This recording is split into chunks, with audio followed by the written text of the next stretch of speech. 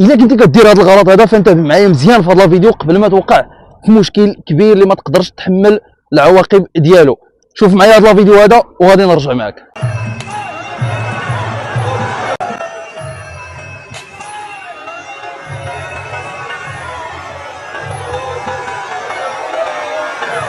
الغلط اللي دار هذا المقاتل هذا فاش بلوكا اللو كيك هو انه في البلوكاج فاش طلع البلوكاج ديالو هبط الفوت ديالو، الرجل كانت هابطه لتحت.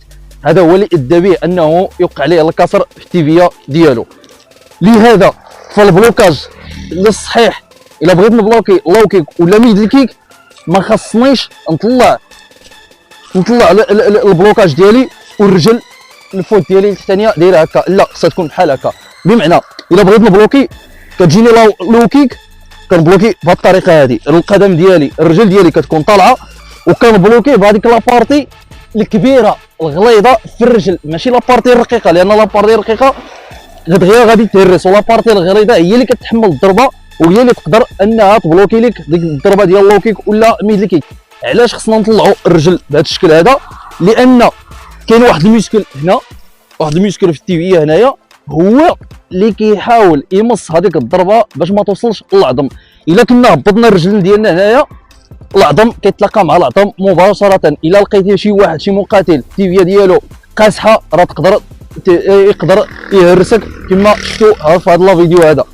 اذا باش انني نتجنب ونقلل الخطوره ديال الكسر في التيفيه ديالي خاصني نتقن البلوكاج ديالي بالطريقه الصحيحه كيف ما قلت لك. كتهز شويه، كتهز البلوكاج ديالي بشويه، كنرد البال مع الفوت مع الرجل ما تكونش هابطه، خصها تكون بحال هكا باش الميسكل يحمي ليا العظم ديالي، باش ملي كنبلوكي ولا ملي كنتلاقى مع شي واحد اللي قاصحه التيبيه ديالو ما نتعرضش للكسر.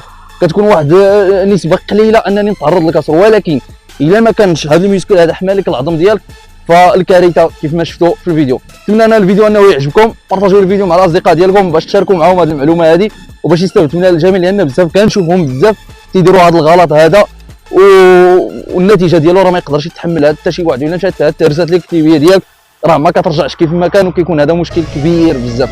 تحيه لكم والسلام عليكم ورحمه الله وبركاته.